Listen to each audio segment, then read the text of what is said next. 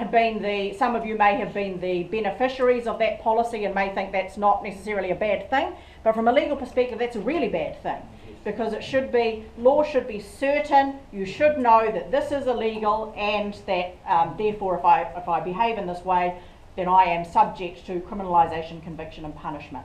But decriminalisation, de facto decriminalisation, is wrong for that reason, and also because the police are not lawmakers.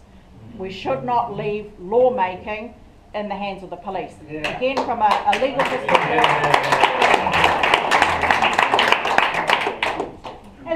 that challenges the doctrine of parliamentary supremacy. So leaving the police to decide whether or not they are going to charge particular people leaves us uncertain as to whether this person apprehended is going to be processed and subject to criminalisation, or this person. That's another, that's a more insidious form of inequality, leaving it with the hands of the police. Domestic and international law standards that are breached by these unequal processes or application really come down to two different principles which are relevant at both domestic and international law. Freedom from discrimination, again that idea of the Crown or the state in any given jurisdiction applying the law without fear or favour amongst the populace. And of course that derives from our broader idea of equality. So in New Zealand, those ideas are reflected in the Bill of Rights Act, which is our local vehicle by which the International Covenant on Civil and Political Rights is encapsulated in New Zealand law, our Human Rights Act 1993, and they of course all derive from the Universal Declaration of Human Rights, sort of the chief international instrument. The Treaty of Waitangi, I've already mentioned this Article 3 promise of equal citizenship. This, in my view, or my argument, is that this unequal policing is a breach of the Article 3 promise. And it leads to what one of my good friends, Tūhoe criminologist Tracy McIntosh, calls the submerged citizenship of Māori. So being unable to actively and usefully participate as citizens in contemporary New Zealand society. And it leads to this forced, what she terms a forced marginalised identity. And she distinguishes between a conscious politicised identity, which is the sort of Tino Rangatiratanga Article 2 assertion of those rights, that I choose to live my citizenship in this way. She distinguishes between that sort of political identity and the forced identity of socioeconomic positioning, so poverty and social and cultural factors that, that's not a choice. Those are sometimes things that are factors that are forced upon you. So this idea of submerged citizenship, so the normalisation of negative pathways and, as I said, the inability to really participate actively in life.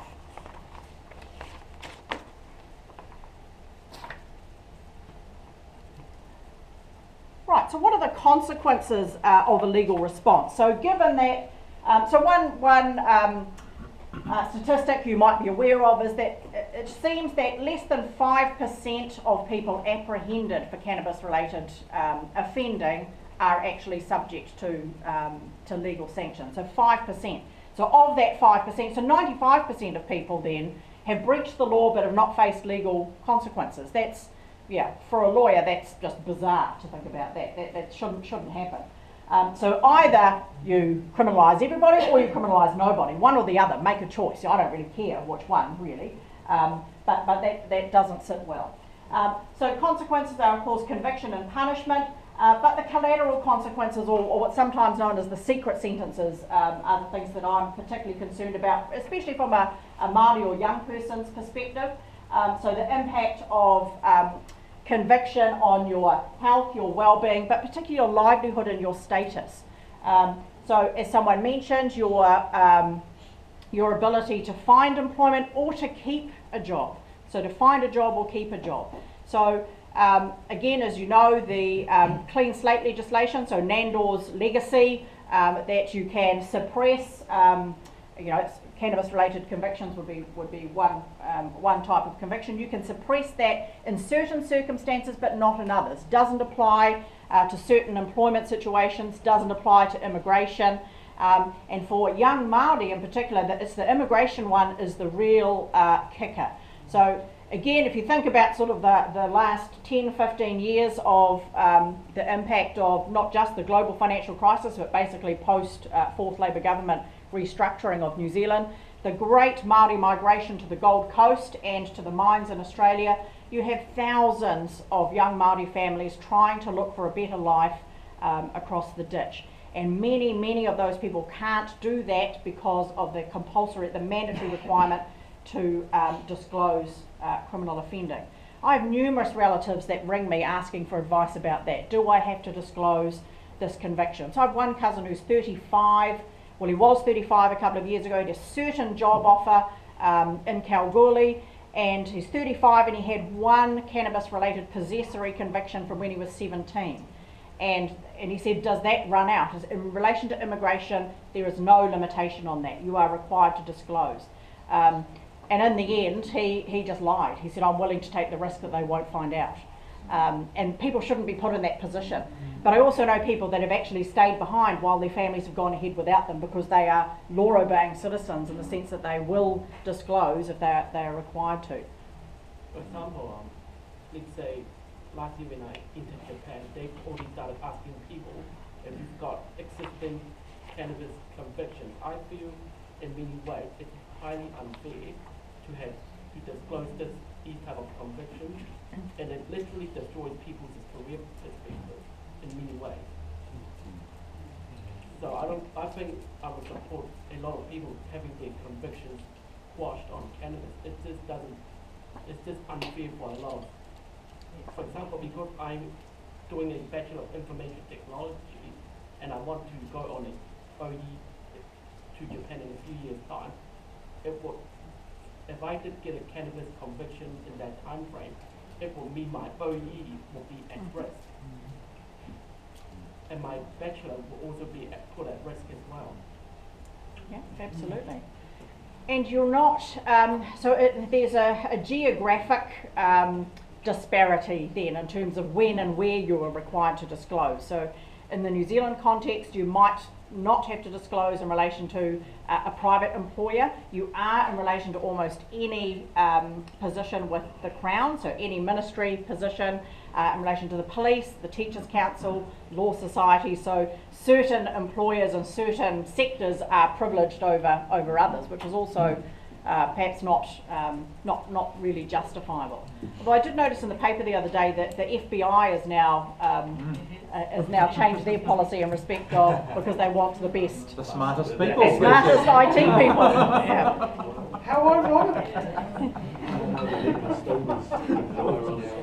The smartest people who want to smoke on their way to the interview. That's what they said. Also, I think it's very unfair to put that person's travel at risk. No, we have to you've done that, thanks. Yep. So just to talk a little bit more about exclusion, restriction, so stigmatisation in employment, immigration, family law, again as a former family and criminal law practitioner, a disclosure of disclosure of either cannabis-related offending or cannabis use can really severely impact upon a parent's right to assert custody, access, guardianship rights. So quite often they will be either scaled back or removed altogether upon disclosure of that sort of offending. So family law, civil rights, government assistance, again another issue which has been exacerbated under Paula Bennett's watch in this government, is social welfare policies that effectively deny welfare benefits to people that live outside of Auckland. So this idea of you being not just willing and able to look for work, but having to live in areas where there are jobs available. So you have this cycle of or perpetuated marginalisation. For example, where my relatives are in Hokianga, relatively isolated, being pushed to live outside of our own tribal territory.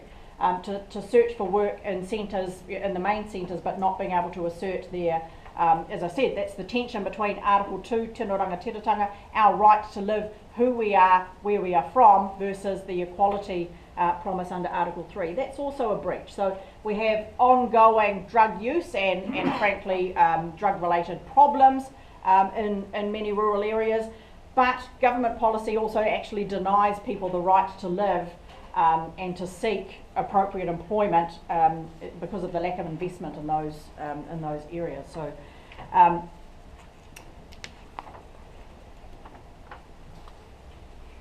Just to finish then looking at alternatives, so of course the two legal alternatives, so there are two different things you need to untangle here. One is the issue of criminalisation per se, so the problems or consequences we get as a result of something being prohibited, which is what Fiona talked about. So prohibition per se, so that the unequal policing, differential outcomes or impacts of that on certain populations. And then you have this different issue, which is addressing harms related. And it can't address, the law cannot address harm.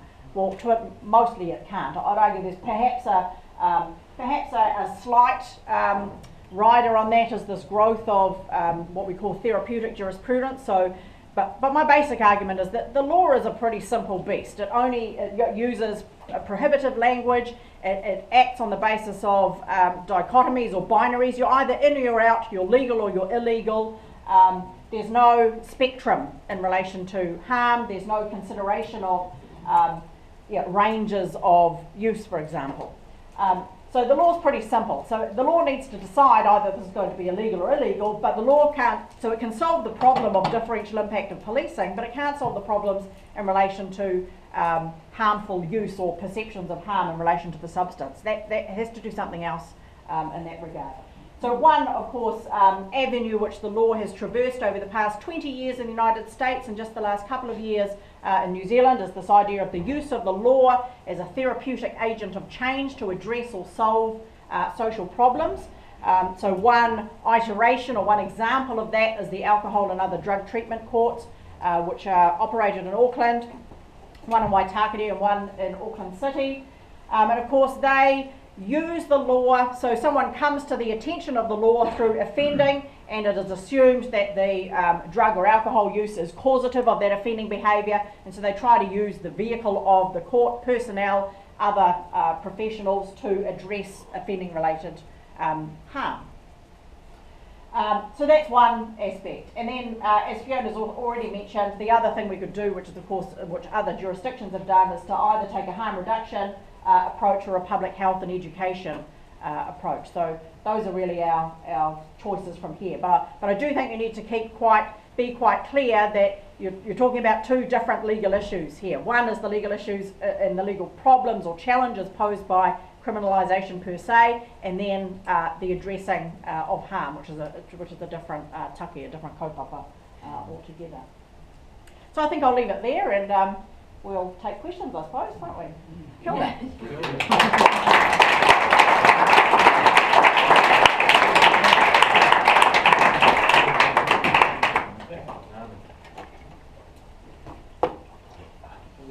Thank you very much, Kylie. That was really informative. And if I could also just give you a small little gift as a token of our appreciation, and thank you so much for coming such a long way.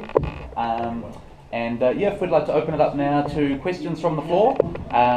So you can address it to either Fiona or Kylie, or both if you wish.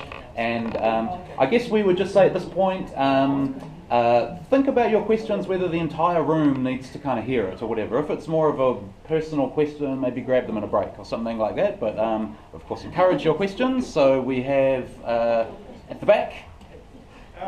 Both ladies, please use the microphone. Wait for a microphone. Please wait for the microphone for recording purposes. Thank you. Question to both ladies. You've got some very interesting data, especially Fiona. Very interesting statistical fact that you can actually use when you're engaging and educating MPs. Are we able to get some of that data from you guys? Have you got a copy of your presentation? I have actually. I did try and send mine to Phil, but because it's got lots of images in, it's too big to send by email. So I can, work out, I'd certainly give him a hard copy or give him got the stuff from, that's no problem. Yeah. Thank you for the introduction for the Nutty Pro. So, I'd just like to know where that funny accent comes from. I assume you're talking about mine. It comes from the north of Britain, the Manchester way. Mine's Mount Roskill. Very exotic. This is directed at all three speakers, Max and everyone. I'm interested to know, we see it's great that we see academics pop up and present these views. But can you tell us how much of academia, how many of your colleagues and all the disciplines that should and could be interested in this issue, how many academics are supportive to take these sort of lines, or are you just a little island in a sea of other? Good question. I don't know, to be honest, although what I could say is that amongst lawyers, amongst legal academics, irrespective of, many people would not, would be supportive because of the lack of fairness or equality. So from a basic public law perspective, irrespective of their personal opinion. So I would say if it was approached from that perspective, then there would be a lot of support and traction for a reform project. Absolutely. I mean, I think from my perspective, most of my colleagues in criminology, because I'm at the Institute of Criminology at Vic, would be supportive. Not sure about our professor. He's a bit of a, Off the a record. different kettle of fish. We tend to just leave him to get on with his thing. And really, for me as an academic, irrespective of my own personal views, it's about the research and the evidence, that I presented. When you're presented with that kind of evidence, and that's a tiny proportion of it as well, and these debates have been going on, in the public arena since at least, the mid-1990s, and the research is there. So as academics, that's what our lives are. It's about researching issues and providing evidence for, arguments about things.